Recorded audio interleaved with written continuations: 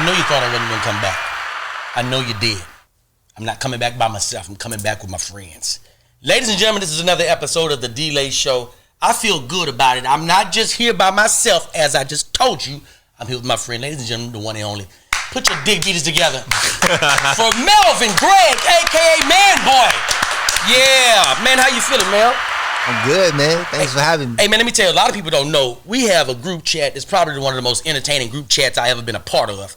And we do a lot of stuff, man. It's people that can direct. It's people that can act. Everybody's proficient in what they can do. And a few months ago, I think we started to really expound on our friendship and doing different things. We decided that we were gonna come up with a stock group. We're gonna come up with a group. God. We all in here. Everybody's smart. Everybody can just pool their resources and let's get this money trading stocks. Y'all bullshitting out here. We got it. It's me, King Keyron, Easy, Melvin, Watto, and Dino, and Mark Brown. We all in there, and we got our plan to make some money. It's like you see a nigga on the corner with a gun, and you just walk up to him like, yo, you need all of this. You need all of this? That's what we about to do. We about to give you all of this. We about to do it. So the shit is going, and everybody's, is sort of learning it. We don't really know what's going on. We sort of learning. And we ain't playing no regular games. We ain't just buying no stocks. Niggas are jumping out like we are 20-year seasoned investors. We trading options. If you know anything about that, that's some risky shit. That means you could go buy an option, a $450 Tesla car, and literally in minutes that shit be wiped out. So we all in that plan, and we watching everybody's performance because people are telling how they're doing. Now in the beginning, like that first month,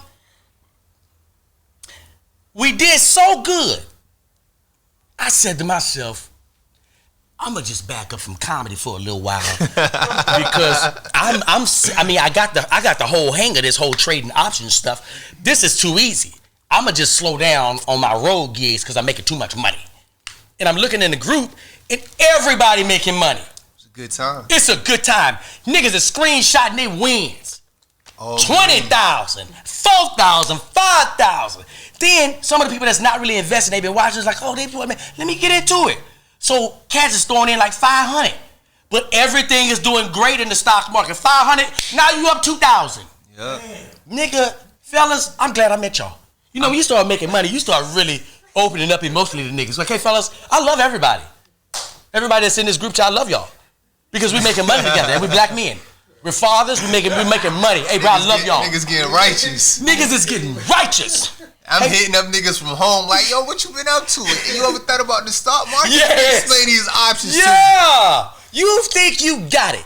And we are winning. And then one day, July 18th, the Federal Reserve Chairman says, well, let's just raise these interest rates up a little bit. Let's just do something different. Let's just change some shit up. There's a group of niggas that's been winning, and they think that they really got this shit down pat. So then one by one, you start seeing niggas complaining. Nigga, this was terrible. Who told us to get this stock? So niggas is like, we bouncing off like, hey, who that? So then we bring in another guy to the group who's supposed to be a little bit more financially savvy in investing, and we trust him because he's showing us screenshots of big wins. 50,000, 100,000. These are big tickets. He talking with confidence. And he talking like motherfucker, like he's Susie Orman's little brother. Bruh, I'll never forget this. I'm gonna tell you the stock. I'm gonna tell you exactly the stock. He was like, hey fellas, guys, got a great tip. My buddy's a billionaire. He's gave us a tip. Everybody, man, go all in, Genius. It's a stock called Genius, guys. The symbol's GNUS, go in. I said, I ain't gonna tell the group, but I'm about to go all the fucking way. Because when I come out, hey, come get side, this nigga, man. They're gonna be like, we should have did what D-Lay did, right? I didn't know nothing about this. I remember buying 20 contracts. 20 contracts of, you don't do that, of Genius. Because it was only like, I think it was like $2 or something like that. So I was like, oh, this got to go. My man just came into the group. We got a professional. Mind you, the 20 is not 20 times the $2 because one contract is 100 shares. 100 shares for one contract. So that 20, that's like 2,000. And no investor would probably do this, but I did it. So the options, when you buy options, they'll expire at some point. They may later on, but they'll expire. And if you expire and you haven't made any money, you done lost all that. So I remember what it was. It was $6,500 total is what I in. $6,500. Now when you start losing in options, it trickles down crazy. Like you'll go take a piss. And you come back and like, that's $1,000 gone. What happened? You looking at TV. Who said something crazy? Did Trump talk? What is this shit? I'm like, man, I'm like, it's got to bounce back. So I get cracked open on jeans. Why? I'm mad at this new nigga in the group. I'm texting other niggas on the side. Hey, man, who's the new nigga that we didn't introduce to me? This nigga getting me busted up in this bitch. Who else bleeding? Who else is bleeding? But, man, it was a good time for us to, kind of bond and learn some things over money. Man, I'm still bleeding, nigga. I lost like 8 today. Hey, Brock, the name of the group was Black Wall Street. And that shit was true to his name. They motherfuckers wiped their ass out. Like the real boy. It was. Let me tell you how Black Wall Street. It was we got our main group chat, but Black Wall Street was for all the serious investors. Nothing but stocks. Straight stocks. We talking stocks. Nigga, one day niggas like, hey man, take me out this motherfucking chat. I'm done with this goddamn bullshit. Oh damn, we just lost one. All right, guys, we still got 5 of us. Oh shit, who went in on Tesla? Anybody else? Cause they just killed me today. Get me out this bitch. One by one, these motherfuckers are falling off. Before you know it, I went over there one day. Let me go look and see what's up in the Black Wall Street. What's going on? It's 2 niggas over there. Nigga, that's a text. That's a regular text. Hey, call that nigga. Get this group shit out of there. But just to go to show you, man, and don't let the emotions of winning money because your friends are winning bring your ass in it. You got to know what you're doing. That shit like crack, man. You can't just shake it. I'm going through withdrawals right now. I told you I lost $8,000 today. I saw that. I saw that in chat. And he said, "Bro, so look, it's the worst when you losing, and a motherfucker want to give you advice that ain't even in it. Nigga ain't lost a penny, but people like, hey man, you shouldn't do this. You should do. Shut the fuck up, nigga. You ain't got the answers. You don't fucking know." That nigga told him. He nigga said, ain't got an account. The problem is the stock market is scored. This is easy. This is the producer. The nigga. This the nigga behind him. This him behind the camera. He says, what you need to do, Melvin, because the stock market is actually taking a dive. How about taking some puts instead of doing calls? Everybody just laughed at this nigga. He said, why am I listening to you, nigga? Why? Nigga, why? Hey, but listen, I want to get into some shit that, man, a lot of people don't know. Your dad, man, your dad is hilarious. He does social media videos as well. And I caught wind of him about a year ago. And it's the stories that come along with your pops, bro. It's hilarious, bro. Was he always funny like this, or he just he was always serious when I was a kid. Nigga never laughed. He tried to turn everything into a lesson. Yeah. Like he mad, he come downstairs with a Tech 9, put it on the table, clear the room out. He got a lesson to teach. Like, so he was never a Tech funny. 9? Yeah, he was crazy. And you from Virginia? He was wild, yeah. Okay. What part of VA? A city called Portsmouth. Portsmouth, okay. Yeah, right. So it's close to like Norfolk, Newport News, Virginia Beach. 757, it's like 7 cities, but Portsmouth is the one I'm from. Right. But yeah, as he got older, he got funny. I mean, I guess shit won't as serious no more. The stakes won't as high in life. Right. You know what I mean? So he just... When did you say, you know what, man, I'm finna put my pops in these videos. He funny. Like, so I started doing videos. I never did comedy before. Like, you could tell by my demeanor, I'm not really like a comedian. So I started doing videos.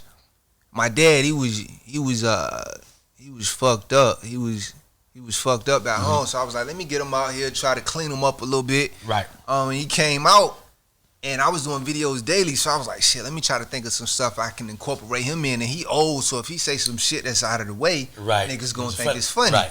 So I had him all, shot a couple videos with him. I was like, damn, this nigga funny. Like, he really got like a knack for this shit. Yeah. And the videos blew up.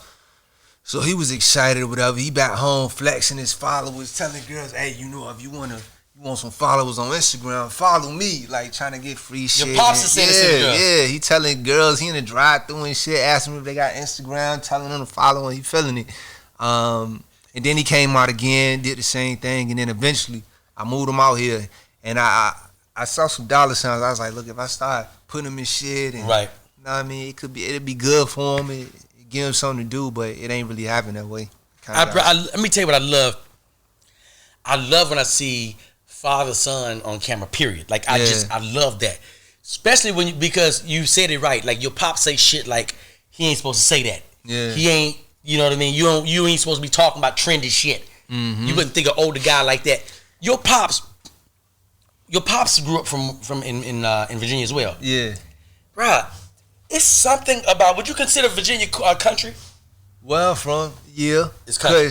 I'm from the country. I like when I'm in Virginia. Like I remember somebody called me country. I'm like, what the fuck, nigga? We ain't country. Yeah, don't call me country. While I'm leaving, looking back, I'm like, yeah, it's country because it's like it's different parts. It's like DC, that's the DMV, DC, Maryland, Virginia. Mm-hmm. That's like a whole different culture. I'm from like the most southern coast, so I'm like, I could drive to I could drive to North Carolina in like 25 minutes. Okay, now here, let me tell you what I'm here for. I got to have it. Give me a wild dad. Now, what's your pop's name? Melvin. Oh, so Melvin Sr. Yeah. Give me a wild Melvin Sr. story that you had either coming up or as an adult. Melvin Sr. Man, it's hard just to pull one out the bag. Mm-hmm. Should have prepared this earlier. And these kids, I was probably 8. She was like 5. She on the swing. Little nigga from across the street walk up. He like, yo, get off my swing. That's my swing. Nigga, it's like 5 open swings. Like, what you mean that's your swing? Your name ain't on it. You know how little kids behind little your name ain't on it. Your name ain't on it. So he was like, that's my swing. I'm like, whatever, she ain't getting off it. So me and him get into it. Mind you, I'm 8. So me and him, we fussing. He be like, nigga, I'm 11. So I guess that was like a flex. So I'm like, all right, whatever. I don't know what happened to my sister. I think she disappeared. She probably ran to get my daddy or something. Mm-hmm. So me and him get into it. It's him, his little brother, and his sister. So we get into it. I'm like, all right, we about to fight. But I got a move that's a go-to move. Cause I did karate and shit, and it's just now, are you taking karate or you just? I took. You know how when you a kid, you might do a couple classes.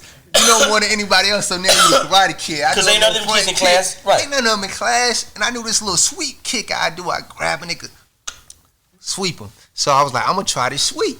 I don't know what happened with my footing, but I sweep this way, I fall back. I'm like, fuck, this nigga got me. So he on top of me, right?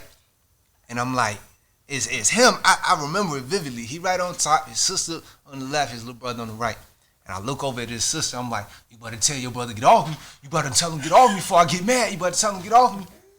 Next thing I know, my daddy come from around the corner. They run off. I'm still talking shit. Yeah, you got teeth like Bugs Bunny. I still remember it because I was like, yeah, that's going to hit him. That's going to hit him in his heart. That's going to hurt. That's going to hurt him. My dad said, get your ass up. So I'm walking with him. We leaving the park, and he hot.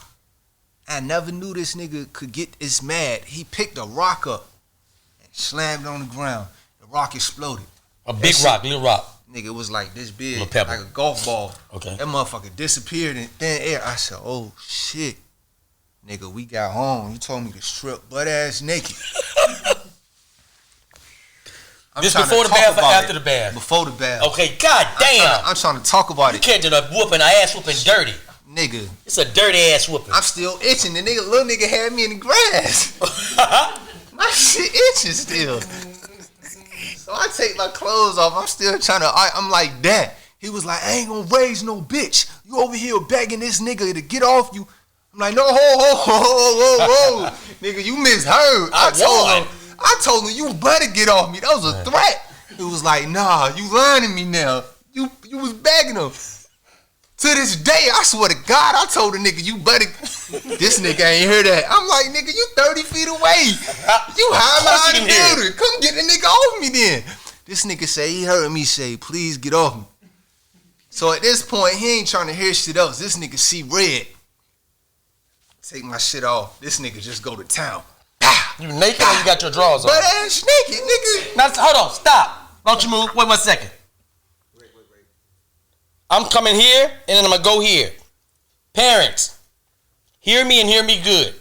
We don't mind you disciplining us. We don't mind you disciplining us. But don't you traumatize me. You cover my goddamn ass and dick up and whoop me. Don't be whooping me with my dick out.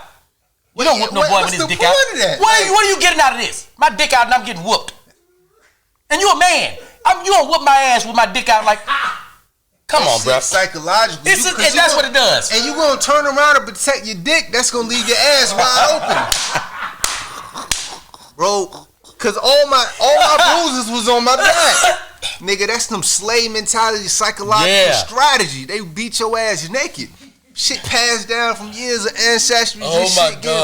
So anyway, he whooped the shit out of me. I remember jumping from bunk bed to bunk bed. It ain't like he holding me, beating me. Nigga, I'm running, so it's like adrenaline pumping. I'm getting in the air. Nigga, smacked all directions, right? The kid is naked, man. The kid's naked. The shit finally in.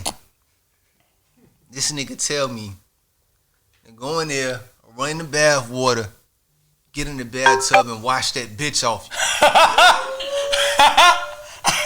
Hey, come get this nigga, man. Hey, man. Mind you, this supposed to be funny. Mind you, right? Now, if I had bitched up, I'd be like, okay, I learned a lesson. From this point on, I'll never be a bitch again. Because ain't no nigga in the street gonna beat my ass worse than what I just got. But the whole time, I never had bitched up. Right.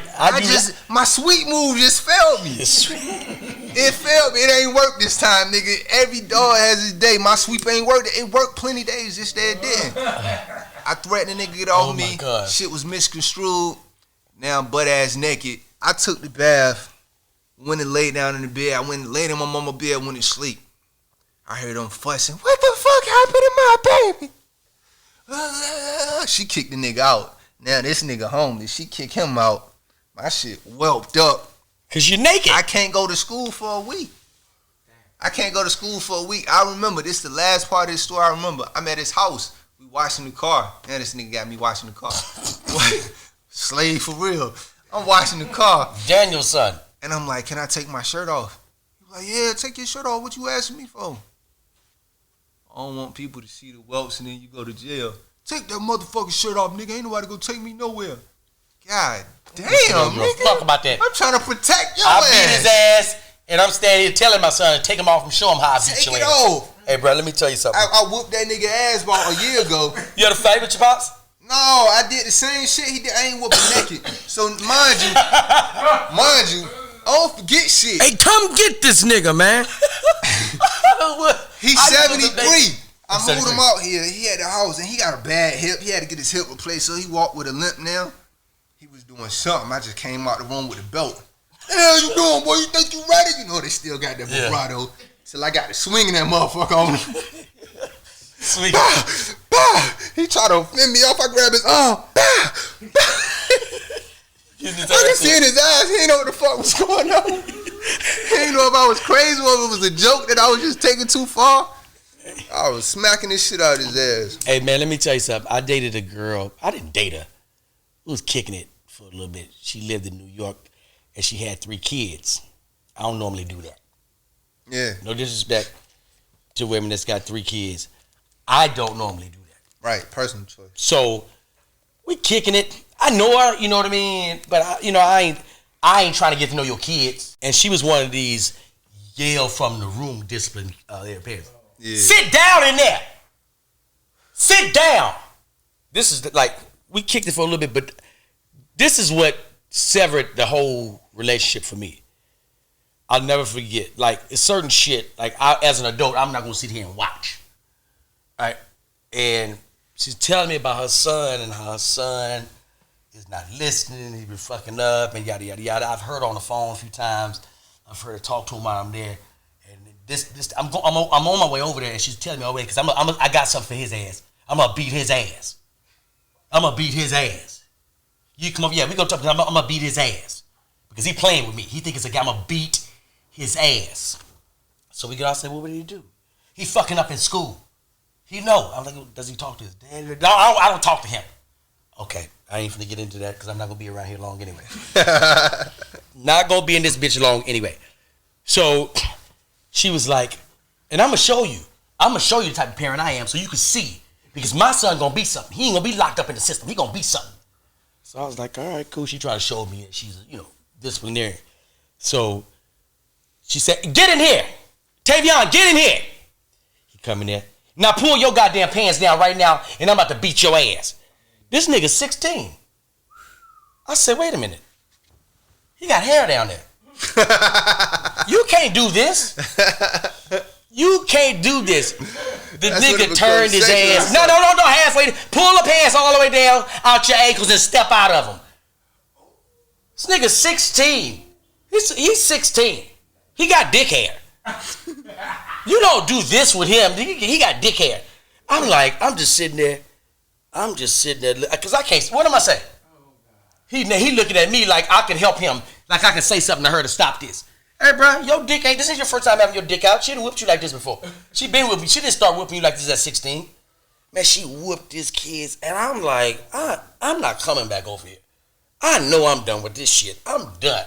So I just stopped going over there. I just stopped talking to her. I just stopped texting. And she hit me. She was like, what's up? You so distant? Like, what's up with you? I was like, man, I don't tell people how to handle their business and nothing like that, but like, that nigga got hair on his dick. And you whooped that boy with hair on his dick.